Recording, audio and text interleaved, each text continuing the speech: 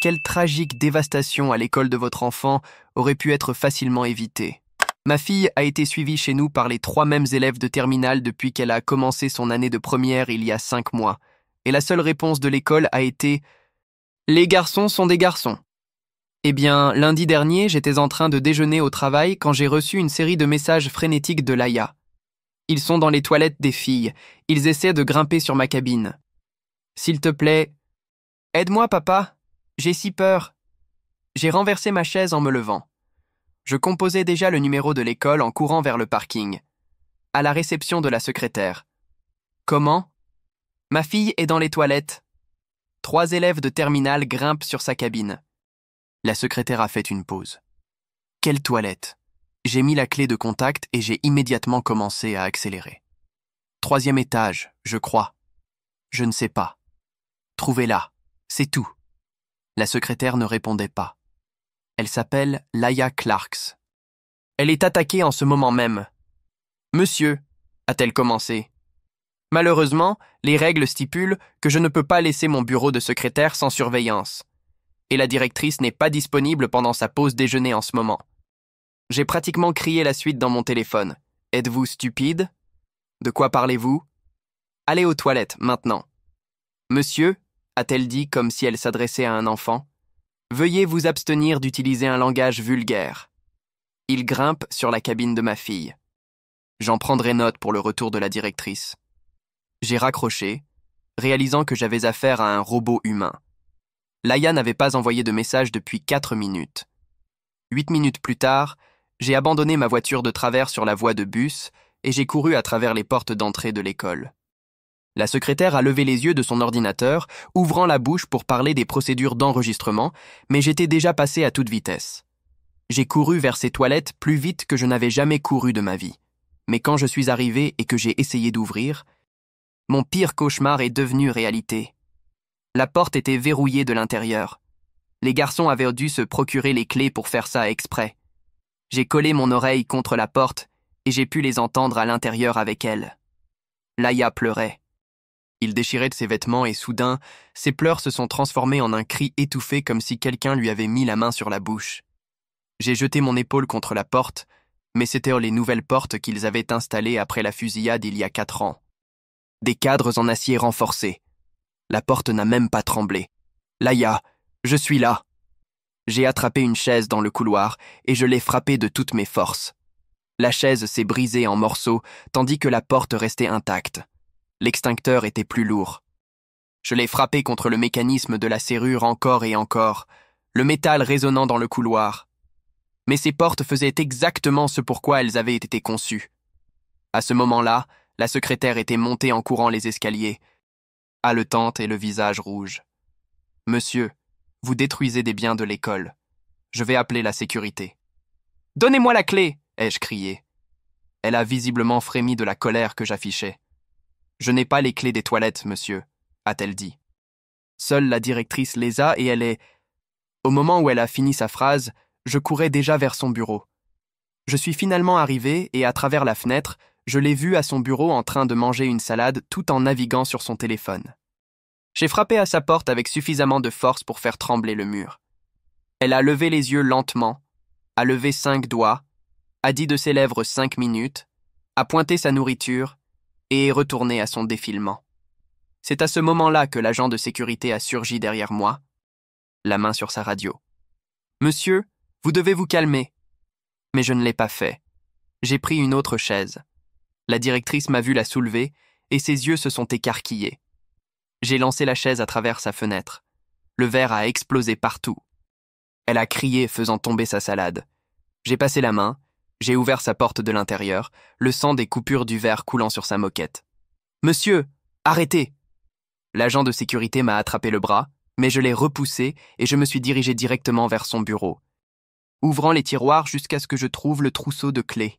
« Il est fou !» a hurlé la directrice. « Je vais appeler la police !» J'ai couru en arrière vers les toilettes, les clés tintant, laissant des empreintes de mains ensanglantées sur les murs. Mais quand je suis arrivé, la porte était déjà ouverte. Les garçons étaient repartis et ma chère Laïa était recroquevillée sur le sol, sa jupe déchirée, ses lèvres contusionnées, ses cheveux couverts d'un liquide blanc et collant et sa chemise déboutonnée avec son soutien-gorge cassé.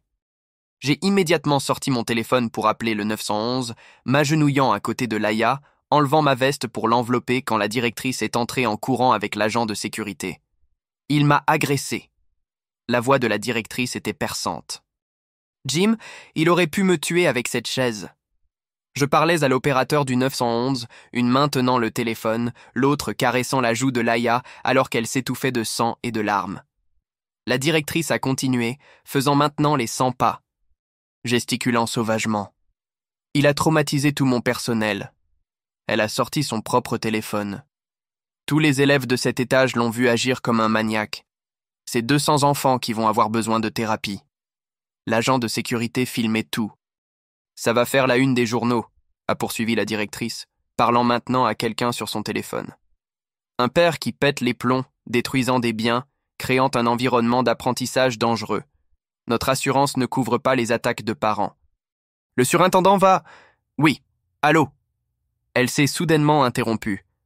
Nous avons un intrus violent qui m'a menacé avec une arme. Elle a donné ma description physique et a décrit l'agression préméditée. Elle n'a jamais mentionné les 3 garçons, ni pourquoi j'avais fait ce que j'avais fait. Quand la police est arrivée 4 minutes plus tard, elle m'a pointé du doigt en premier. C'est lui, celui qui m'a attaqué. 2 agents se sont dirigés vers moi, pendant que 2 autres passaient pour atteindre Laïa.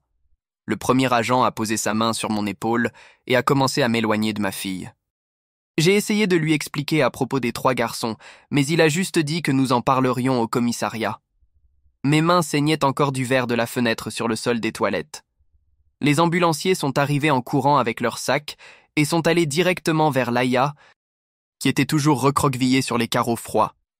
Ils ont commencé à l'examiner et l'un d'eux a appelé un brancard pendant que je regardais depuis la porte, avec la main de l'agent toujours sur mon épaule. La directrice parlait déjà à voix haute avec un autre agent sur la façon dont j'avais perdu la tête et attaqué son bureau. Elle n'arrêtait pas de me montrer du doigt et d'utiliser des mots comme violent et instable pendant que Jim tenait son téléphone pour montrer la vidéo qu'il avait prise. Personne n'a posé de questions sur les 3 garçons, ni pourquoi j'avais essayé d'entrer dans ces toilettes en premier lieu. Les ambulanciers ont soulevé Laïa sur le brancard et l'ont recouverte d'un drap blanc alors qu'elle gardait les yeux fermés. Je me suis avancé pour les suivre, mais l'agent a bloqué mon chemin. Il m'a dit que j'étais en état d'arrestation pour agression et destruction de biens. Je les ai vus emmener ma fille dans le couloir pendant que je restais là, impuissant. La directrice continuait de faire sa déposition à quiconque voulait l'écouter pendant qu'on me mettait les menottes là, dans le couloir. Les élèves regardaient depuis les portes de leur salle de classe et certains filmaient tout avec leur téléphone. Les agents m'ont emmené à pied, passant devant tous ces enfants qui regardaient, et j'ai jeté un dernier regard à Laïa sur le brancard, avec une ambulancière qui lui tenait la main et lui parlait doucement. Au moins quelqu'un était gentil avec elle pendant qu'on me traitait comme un criminel. On m'a mis à l'arrière de la voiture de police et on m'a emmené au commissariat pendant que je continuais de demander des nouvelles de ma fille, mais on m'a juste dit de garder ça pour le détective. Au commissariat, on m'a fait passer par le processus d'enregistrement avec des empreintes digitales et des photos contre le mur blanc. Mes mains saignaient encore et ils ont dû les nettoyer avant de pouvoir obtenir de bonnes empreintes. Quand on m'a finalement donné mon appel téléphonique, je ne l'ai pas gaspillé sur un avocat. J'ai appelé l'hôpital pour demander des nouvelles de Laïa, mais ils ne m'ont rien dit car je n'étais pas là en personne.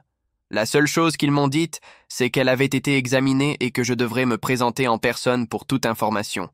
J'ai appris plus tard qu'une avocate des victimes avait rencontré Laïa à l'hôpital pour l'examen d'agression sexuelle pendant que j'étais coincé dans cette cellule de détention. Cette femme est restée avec elle pendant tout le processus et lui a expliqué chaque étape pour que Laïa n'ait pas peur. La collecte de preuves a pris des heures avec des photographies, des échantillons et des mesures pendant que j'étais en garde à vue, ignorant ce qui se passait. On m'a libéré cette nuit-là avec une citation à comparaître et une date de procès pour les accusations de dommages matériels. Le sergent au bureau a mentionné que la directrice ne porterait pas plainte pour agression pour le moment, ce qui a fait paraître comme si elle me rendait un service. J'ai pratiquement couru jusqu'à ma voiture sur le parking du commissariat et j'ai roulé directement à l'hôpital. J'ai trouvé Laïa dans une chambre au 3e étage, toute propre, mais ses yeux semblaient vides et elle a tressailli quand je me suis approché trop vite de son lit. Elle a chuchoté de ne pas la toucher, mais de ne pas partir non plus. J'ai rapproché la chaise de son lit pour qu'elle sache que j'étais là, mais je lui ai donné l'espace dont elle avait besoin. Nous sommes restés assis là un moment sans parler, jusqu'à ce que la détective Paula Norris apparaisse avec son carnet. Elle nous a interrogés séparément, en commençant par moi dans le couloir pendant qu'une infirmière restait avec Laïa. Je lui ai donné les heures exactes des messages de Laïa et je lui ai parlé de la secrétaire qui refusait de quitter son bureau et de la directrice qui levait 5 doigts pour son déjeuner. La détective a pris des notes sans trop d'expression, mais j'ai vu sa mâchoire se crisper quand j'ai mentionné ce signal à 5 doigts. Elle est entrée parler à Laïa après ça, et je pouvais entendre des voix douces à travers la porte, mais pas les mots réels.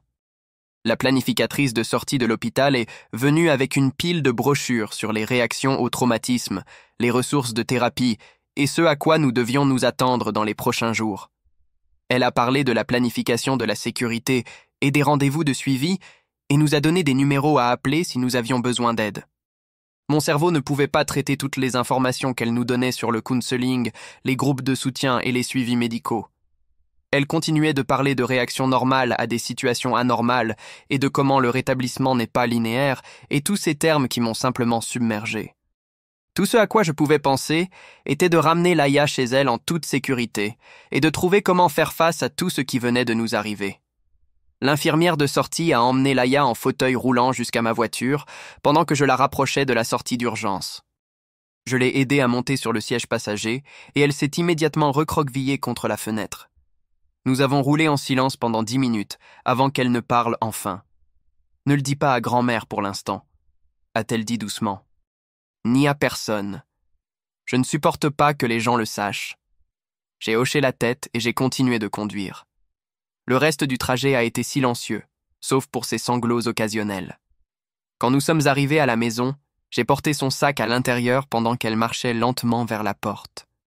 J'ai vérifié chaque pièce en vérifiant les fenêtres et en testant les serrures. La porte arrière a reçu une chaise supplémentaire calée sous la poignée. J'ai fermé toutes les rideaux même s'il faisait encore jour. Mon téléphone affichait 14 appels manqués de l'école, mais j'ai complètement supprimé le contact. Laïa s'est tenue sur le seuil de sa porte, regardant son lit pendant un long moment. Puis elle s'est retournée et est allée dans le salon à la place. J'ai trouvé sa couverture préférée dans le placard du couloir et je la lui ai apportée. Elle s'est emmitouflée sur le canapé et a fermé les yeux. Aucun de nous n'a rien dit sur l'école le lendemain parce que nous savions tous les deux qu'elle n'y irait pas. Mon téléphone a vibré avec une notification d'actualité et mon cœur a fait un bond. L'école avait publié une déclaration sur un incident violent impliquant un parent. Il décrivait des dommages matériels et la perturbation de l'environnement d'apprentissage. Pas un seul mot sur l'agression. Les commentaires affluaient déjà, me traitant de déséquilibré et de dangereux. Les gens partageaient l'histoire et ajoutaient à leurs propres opinions sur les parents qui ne peuvent pas se contrôler. J'ai posé mon téléphone face vers le bas, mais il continuait de vibrer avec d'autres alertes. La détective Norris a appelé 1 heure plus tard pendant que Laïa somnolait sur le canapé. Elle a expliqué que le processus d'entrevue serait exhaustif mais lent. Elle a dit que Laïa aurait un défenseur présent pour tout. Sa voix était professionnelle, mais il y avait quelque chose de compréhensif dans son ton. Elle nous a programmés pour aller au commissariat dans 2 jours. Le lendemain matin, j'ai fait le petit déjeuner, mais Laïa n'a fait que picorer la tartine. Elle est retournée au canapé avec sa couverture pendant que je répondais à des courriels du travail. 3 jours plus tard, nous sommes allés en voiture au commissariat pour sa déclaration officielle. L'avocat des victimes nous a rencontrés dans le hall et s'est présenté à Laïa. Ils sont entrés ensemble dans une salle d'interview pendant que je devais attendre dehors. Je suis resté assis sur cette chaise en plastique dur pendant 2 heures à regarder l'horloge. D'autres personnes entraient et sortaient, mais je suis juste resté là à attendre. Quand la porte s'est finalement ouverte, Laïa avait l'air épuisée, mais l'avocat a dit qu'elle s'était très bien débrouillée. La détective Norris est sortie et m'a dit que Laïa avait été très courageuse. Nous sommes rentrés à la maison, et Laïa est retournée directement au canapé. L'après-midi suivant, quelqu'un a frappé à notre porte, et j'ai trouvé un huissier là. Il m'a remis des papiers et m'a demandé de signer. C'était une ordonnance d'interdiction de paraître de l'école, me bannissant du campus indéfiniment. Le document citait des préoccupations de sécurité et des dommages matériels. L'ironie qu'il se soucie de la sécurité maintenant a fait trembler mes mains. J'ai signé et ajouté les papiers à mon dossier croissant. Mon téléphone était en délire avec des notifications, alors j'ai finalement regardé. Quelqu'un avait posté une vidéo de moi en train de casser la fenêtre de la directrice. Elle était montée pour commencer juste au moment où je soulevais la chaise. On ne pouvait pas voir la directrice lever 5 doigts, ni entendre quoi que ce soit sur Laïa. Les commentaires étaient en brutaux. Les parents me traitèrent de violent et d'instable. Ils disaient que des gens comme moi ne devraient pas être autorisés près des écoles. J'ai supprimé mes comptes Facebook et Twitter plutôt que d'en lire plus. Cette nuit-là, mon patron m'a envoyé un courriel demandant des rapports troublants qu'il avait reçus.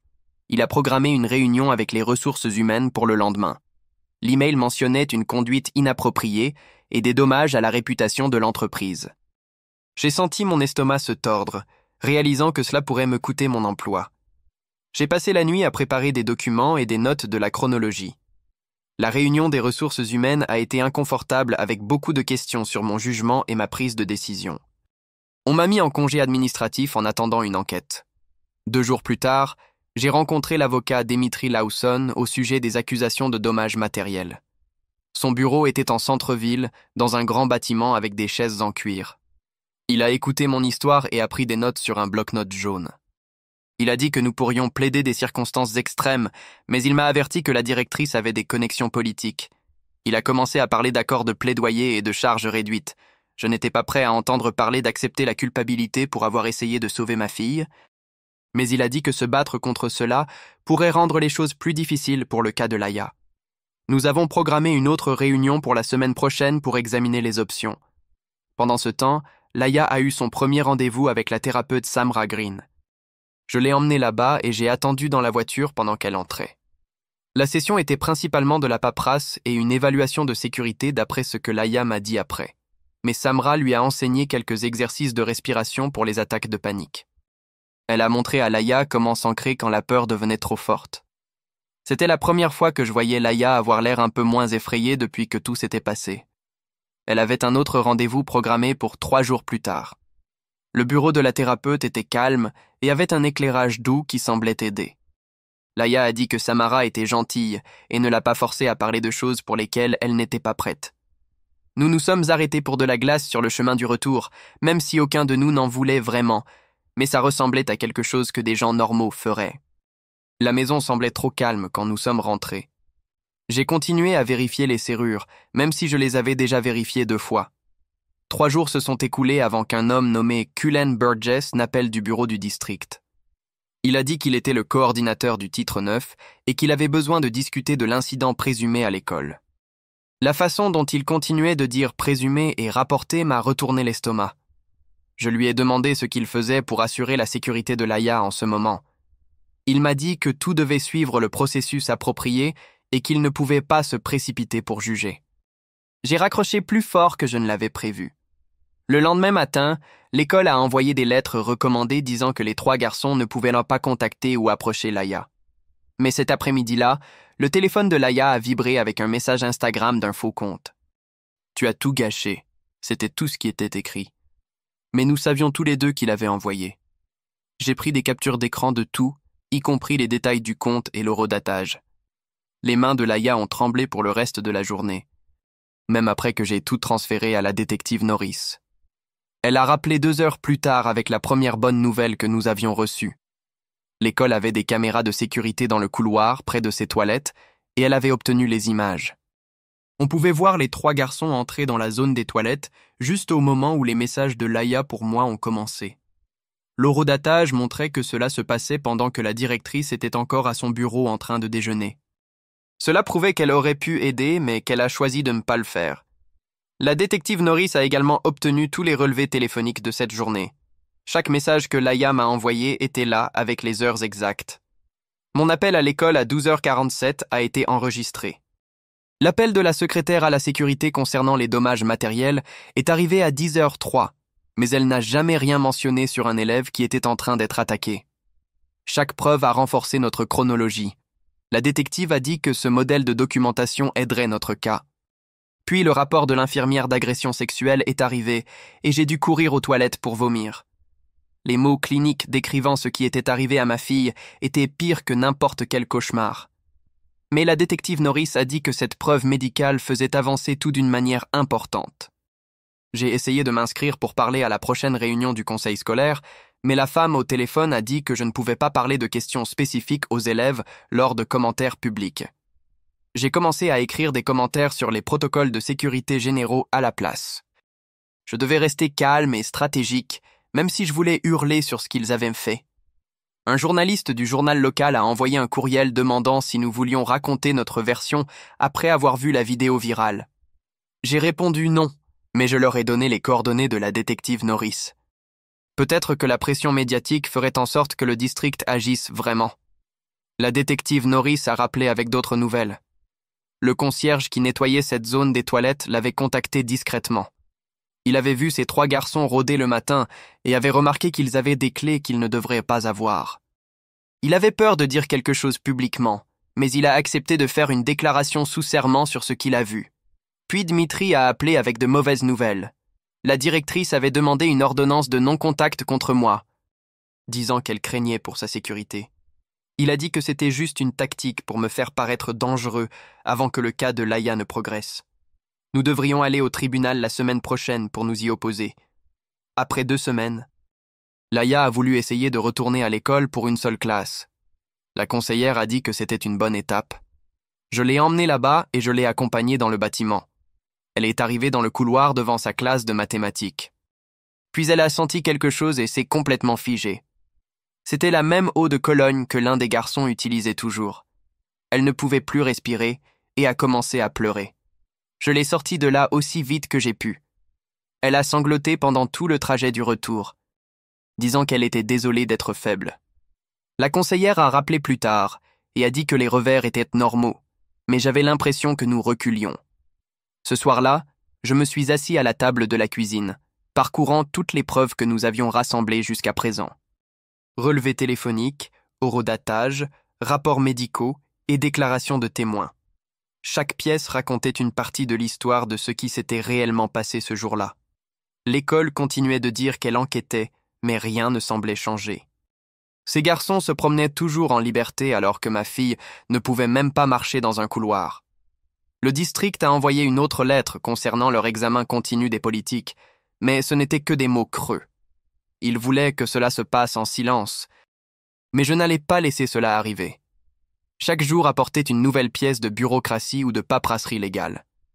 Date de tribunal pour l'ordonnance d'interdiction de paraître, réunion avec des avocats et formulaires à remplir. Tout cela pendant que Laïa restait à la maison, essayant de guérir de ce qu'il lui avait fait. Le système qui était censé la protéger avait complètement échoué, et maintenant nous devions nous battre contre lui juste pour obtenir une justice de base. 3 jours plus tard, Dmitri m'a appelé au travail et m'a dit que le procureur du district voulait me rencontrer pour mes accusations de dommages matériels. Je me suis rendu à son bureau et il m'a expliqué qu'il proposait un accord de plaidoyer pour un délit de dommages matériels avec sursis et le paiement de la fenêtre de la directrice. Il pensait que je devrais l'accepter, car se battre contre les accusations pourrait compliquer le cas de Laïa et me faire paraître instable au tribunal. Mon instinct voulait se battre parce que j'avais une bonne raison pour ce que j'avais fait, mais Dmitri n'arrêtait pas de dire que Laïa avait besoin de stabilité plus que je n'avais besoin de prouver un point. J'ai signé les papiers, même si cela me semblait mal d'admettre ma culpabilité pour avoir essayé de sauver ma fille. Le lendemain matin, Cullen Burgess du district a appelé pour parler des mesures de sécurité provisoires pour le retour de Laïa à l'école. Ils ont proposé des changements d'emploi du temps pour qu'elle ne voie pas ses garçons, un accompagnateur adulte entre les cours et l'accès à une salle de bain privée. J'ai noté chaque faille dans leur plan, comme ce qui se passe pendant les exercices d'incendie ou les assemblées ou si l'accompagnateur était absent. Burgess n'arrêtait pas de dire que c'était le mieux qu'ils pouvaient faire tout en enquêtant, mais leur mieux précédent n'avait pas suffi à la protéger. Alors pourquoi cela suffirait-il maintenant? 2 jours plus tard, je chargeais les courses dans ma voiture au magasin quand quelqu'un m'a appelé par mon nom.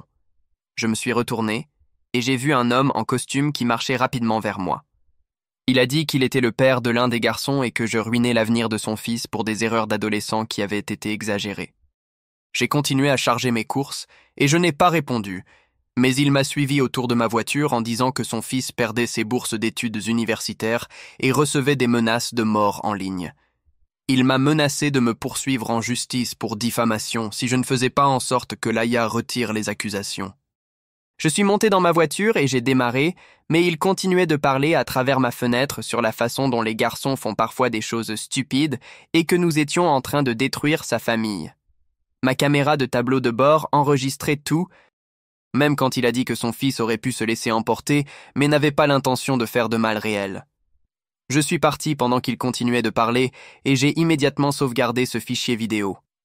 Cet après-midi-là, le district a envoyé un courriel à tous les parents, qualifiant l'incident de conflit entre élèves qui a été traité par les voies appropriées. Ils ont loué leur réponse rapide et leur engagement envers la sécurité des élèves, sans mentionner l'agression ni le fait que j'avais dû casser une fenêtre pour obtenir de l'aide. J'ai commencé à rédiger une réponse énumérant la chronologie réelle avec chaque message texte et appel téléphonique et le temps qu'il a fallu à chaque personne pour répondre ou ne pas répondre. J'ai inclus la secrétaire qui a refusé de quitter son bureau et la directrice qui levait 5 doigts pour son déjeuner et les 3 garçons qui avaient des clés qu'ils n'auraient pas dû avoir. Dmitri a relu mon brouillon et m'a fait enlever les parties les qualifiant d'incompétents et de négligents, même si c'était exactement ce qu'ils étaient. La détective Norris a appelé ce soir-là avec une mise à jour sur son enquête. Elle avait interrogé les 3 garçons séparément au cours des 2 derniers jours, et leurs histoires étaient complètement différentes. L'un a affirmé qu'il n'avait jamais été dans ses toilettes, un autre a dit que Laïa les avait invités à entrer et que tout était consensuel. Le 3e a admis y être, mais a dit que les 2 autres l'avaient forcé à regarder et qu'ils ne l'avaient pas touché. Leurs parents avaient embauché des avocats qui essayaient maintenant de coordonner leurs histoires, mais il était trop tard car Norris avait déjà leur première déclaration enregistrée. Elle a dit que les contradictions aidaient en fait notre cas parce que les gens innocents n'ont pas besoin de coordonner des mensonges. Une semaine plus tard, quelqu'un a frappé à notre porte à l'heure du dîner. 2 personnes des services de protection de l'enfance étaient là, avec des presse-papiers, disant qu'elles devaient faire une visite à domicile obligatoire parce que l'affaire impliquait un mineur. Ils ont marché dans notre maison, vérifiant si Laïa avait une chambre sécurisée et suffisamment de nourriture, et si j'avais l'air assez stable pour m'occuper d'elle. C'était humiliant que des étrangers jugent notre maison, mais la travailleuse sociale nous a en fait donné des ressources utiles pour la thérapie de traumatisme et des fonds d'indemnisation pour les victimes. Ils ont déterminé que Laïa était en sécurité, mais ont gardé le cas ouvert pour fournir des services de soutien continu. 3 semaines après le début de la thérapie avec Samara, quelque chose d'incroyable s'est produit. Laïa a dormi toute la nuit sans se réveiller en criant ou en pleurant.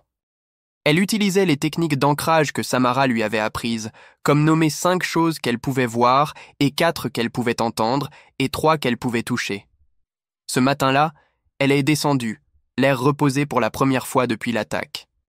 Nous l'avons célébrée en silence avec ses crêpes aux myrtilles préférées et n'avons pas parlé de pourquoi c'était spécial, mais nous savions tous les 2 que c'était énorme. La détective Norris avait été occupée avec des citations à comparaître et a appelé avec d'excellentes nouvelles. Elle a obtenu les relevés téléphoniques de la directrice de ce jour-là, montrant de multiples appels qui sont arrivés pendant sa pause déjeuner et auxquels elle n'a pas répondu. Les relevés ont prouvé qu'elle mentait sur le fait de ne pas savoir qu'il y avait une urgence. Son avocat a essayé de faire valoir que les relevés étaient privés et irrecevables, mais le mal était déjà fait, car tout le monde savait maintenant qu'elle avait choisi sa salade plutôt que la sécurité des élèves. Le lundi suivant, Laïa a voulu récupérer quelque chose de son casier, même si elle n'allait toujours pas en classe. Nous y sommes allés tôt avant le début des cours, et quand elle a ouvert son casier, un morceau de papier est tombé. Quelqu'un avait écrit qu'elle était une menteuse qui ruinait la vie de bons garçons. Elle a commencé à trembler et ne pouvait plus respirer.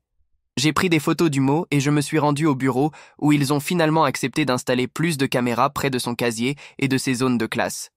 Ce n'était pas suffisant, mais c'était quelque chose de plus que leur précédent rien. L'audience de l'ordonnance d'interdiction de paraître a eu lieu la semaine suivante. La juge a écouté les 2 parties et a fini par émettre des ordonnances d'interdiction de paraître mutuelles, critiquant à la fois la réponse tardive de la directrice et mes dommages matériels. Elle a dit « Vous avez tous les 2 agi de manière inappropriée, même si les situations n'étaient pas comparables. » Dmitri a dit après « C'était vraiment bien parce que la juge ne m'a pas étiqueté comme le seul agresseur, ce qui aurait nui au cas de Laïa. » La directrice a également dû rester loin de nous, ce qui signifiait qu'elle ne pouvait pas témoigner aussi facilement sur mon comportement ce jour-là. Ce n'était pas la revendication que je voulais, mais dans ce système désordonné, c'était considéré comme une victoire.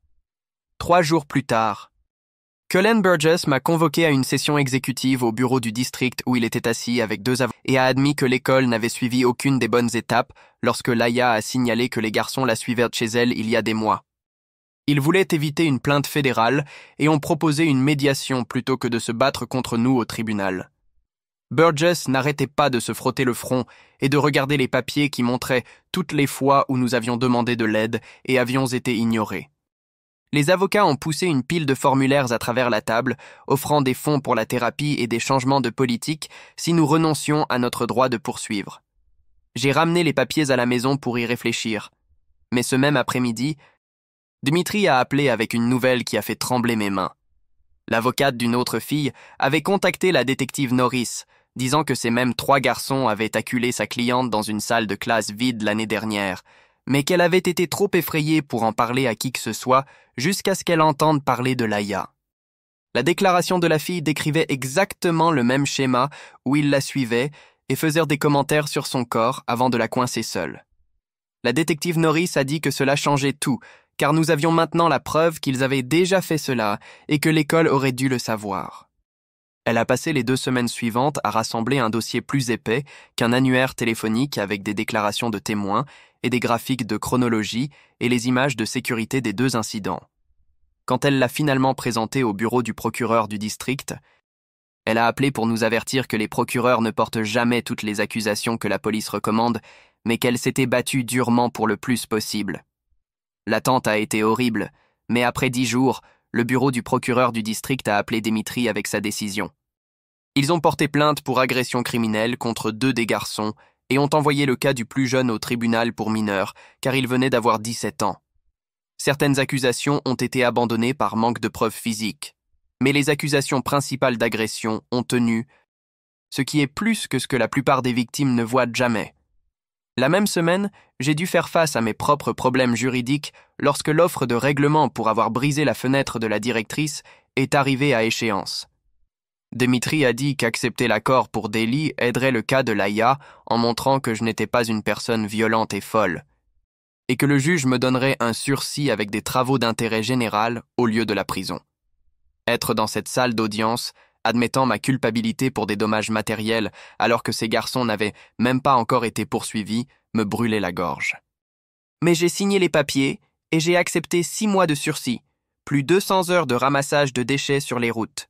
Pendant ce temps, l'enquête du titre 9 s'est finalement conclue avec des résultats qui semblaient bons sur le papier, mais qui semblaient vides dans la réalité. Les garçons ont été temporairement retirés du campus et ont dû suivre des cours en ligne tandis que Laia obtenait un tuteur pour l'aider à rattraper le travail manqué, et la directrice a été mise en congé administratif en attendant une révision supplémentaire. Le district n'admettrait pas qu'il avait fait quelque chose de mal, mais leurs actions disaient tout ce que leurs avocats ne leur permettaient pas de dire à voix haute. 2 semaines avant le début du procès pénal, Laia a dû témoigner lors d'une audience préliminaire à huis clos pour déterminer s'il y avait suffisamment de preuves pour continuer. Son avocate des victimes lui a tenu la main tout le temps pendant qu'elle répondait aux questions sur ce jour-là dans les toilettes, et je pouvais la voir trembler de l'autre côté de la salle d'audience. L'avocat de la défense a essayé de la déstabiliser avec des questions sur les heures exactes et pourquoi elle n'avait pas crié plus fort. Mais elle a tenu bon sans s'effondrer complètement. Après, dans le couloir, elle avait l'air épuisée, mais elle a dit que les affronter l'avaient fait se sentir plus forte, même si chaque mot avait été terrifiant. Ce week-end-là, un journaliste du journal local a publié une grande enquête sur la façon dont les écoles gèrent les cas d'agression en utilisant notre histoire sans nom comme exemple principal. L'article contenait des graphiques montrant combien de rapports avaient été ignorés et des citations d'experts disant que les écoles se souciaient plus de la responsabilité juridique que de la sécurité des élèves. En quelques heures, le conseil scolaire a annoncé des réunions d'urgence pour revoir toute leur politique et les parents ont commencé à se présenter aux réunions du conseil, exigeant de vrais changements. Mon patron m'a appelé le lundi suivant pour me dire que les ressources humaines avaient tout examiné et avaient décidé d'une suspension non rémunérée de 2 semaines pour avoir manqué le travail pendant l'incident et créé une publicité négative pour l'entreprise. Ils m'ont fait signer un plan d'amélioration des performances avec des examens mensuels et maintenant tout le monde au travail me regardait différemment, mais au moins j'ai gardé mon assurance maladie pour les factures de thérapie de Laïa.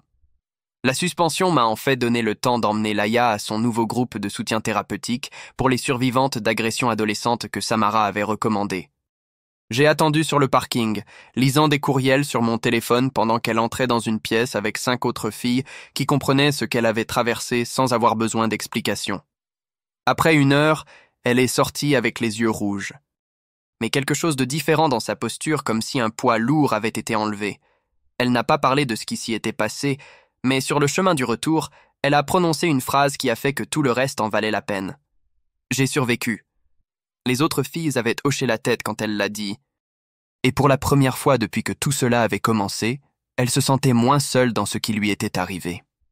Les avocats du district m'ont appelé 3 jours plus tard avec leur offre de médiation, et je pouvais dire à leur ton prudent qu'ils voulaient que cela disparaisse en silence. Ils ne diraient non pas que l'école avait fait quelque chose de mal, mais ils couvriraient tous les frais de thérapie de Laïa, plus ils amèneraient des experts externes pour revoir leur protocole de réponse aux urgences et exigeraient que chaque membre du personnel suive 40 heures de formation sur la façon de gérer les situations de sécurité des élèves. Je voulais qu'ils admettent ce qu'ils nous avaient fait, mais Dimitri m'a rappelé que le fait de faire payer le traitement de Laïa était plus important que mon besoin qu'ils disent « Je suis désolé » à voix haute. Alors, j'ai signé leurs papiers, avec des mains qui tremblaient en retenant tout ce que je voulais leur crier. La semaine suivante, nous nous sommes assis dans un petit bureau avec une nouvelle conseillère spécialisée dans l'aide aux enfants pour retourner à l'école après un traumatisme. Et elle a étalé des papiers montrant différentes options pendant que Laïa me tenait la main sous la table. Elle a suggéré de commencer par seulement 2 cours le matin, les mathématiques et l'anglais, avec une pièce calme disponible si Laïa avait besoin de partir, et un accompagnateur adulte pour l'accompagner entre les bâtiments afin qu'elle ne soit jamais seule dans les couloirs. La voix de Laïa était à peine un chuchotement quand elle a dit qu'elle voulait essayer, même si je pouvais voir tout son corps se tendre à l'idée de franchir à nouveau ses portes. Nous avons pratiqué le chemin qu'elle emprunterait le week-end avant le début des cours, marchant dans les couloirs vides pendant qu'elle pointait les endroits sûrs où elle pouvait aller si elle se sentait effrayée.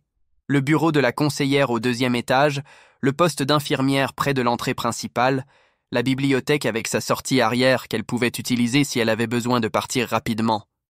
Le lundi matin est arrivé trop vite et Laïa a mis son nouveau sac à dos avec des mains qui ne cessèrent de trembler, mais elle est montée dans la voiture quand même, et j'ai conduit plus lentement que d'habitude, essayant de lui donner plus de temps pour se préparer.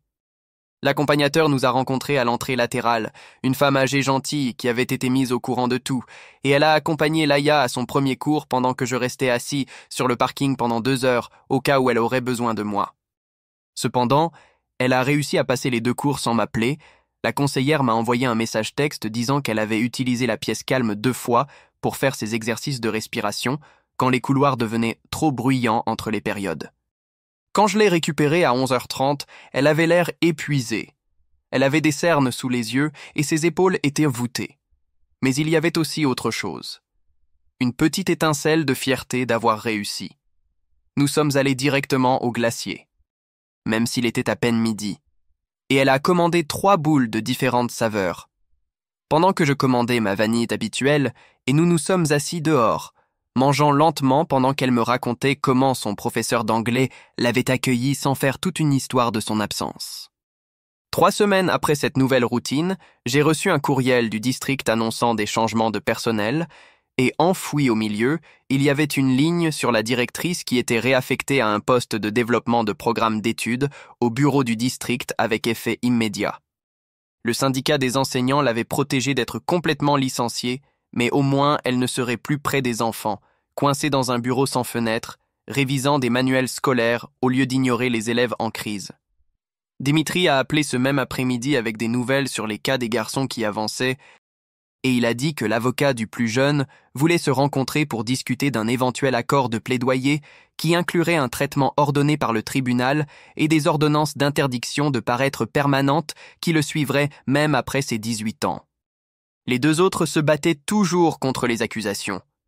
Leurs avocats coûteux déposaient motion après motion, essayant de faire rejeter les preuves. Mais celui qui acceptait l'accord devrait reconnaître ce qui s'était passé dans le cadre de son accord. Ce qui rendrait les autres cas plus forts. Laïa a écouté quand je lui ai raconté après le dîner, et elle a hoché la tête lentement avant de dire qu'elle se sentait un peu plus en sécurité, sachant qu'au moins l'un d'eux avait admis ce qu'ils avaient fait, même si c'était juste pour obtenir une peine plus légère. Le samedi matin, nous sommes allés à la pépinière, et Laïa a choisi un petit chêne, passant ses doigts sur son tronc mince, pendant que je chargeais des sacs de terre et de paillis dans le chariot. Nous avons creusé le trou ensemble dans le coin du jardin où il recevrait le soleil du matin. Aucun de nous n'a parlé de ce que cela signifiait ou représentait. Nous nous sommes juste concentrés sur le fait de nous assurer que le trou était assez profond et que les racines avaient de la place pour s'étendre. Chaque matin après cela, Laïa sortait l'arroser avant l'école, se tenant là avec le tuyau pendant exactement 5 minutes, comme si c'était la tâche la plus importante du monde. Et je la regardais depuis la fenêtre de la cuisine, alors qu'elle s'occupait de cette petite chose qu'elle pouvait contrôler. 3 mois ont passé lentement avec de la thérapie 2 fois par semaine, et l'école 3 matins par semaine, et des dates de tribunal qui continuaient d'être reportées. Et puis, un mardi soir, alors que nous faisions des spaghettis ensemble, j'ai fait une blague stupide sur le fait que les pâtes ressemblaient à des vers. Et Laïa a vraiment ri. Pas seulement un sourire poli, mais un vrai rire qui venait de son ventre. Cela n'a duré qu'1 seconde avant qu'elle ne s'en rende compte et ne redevienne silencieuse. Mais pendant ce seul instant, elle a ressemblé à elle-même. À la fille qui chantait sous la douche et laissait ses chaussures partout et se disputait avec moi à propos du couvre-feu. Je suis maintenant assis à notre table de cuisine en train d'écrire ceci pendant que Laïa fait ses devoirs de géométrie en face de moi, demandant occasionnellement de l'aide pour un problème, même si je sais qu'elle peut les résoudre elle-même. Elle est retournée à l'école à temps partiel avec des systèmes de soutien en place, dormant la plupart des nuits sans cauchemar, et les cas des garçons se frayent un chemin à travers le système judiciaire. Mais nous ne vérifions plus les mises à jour tous les jours.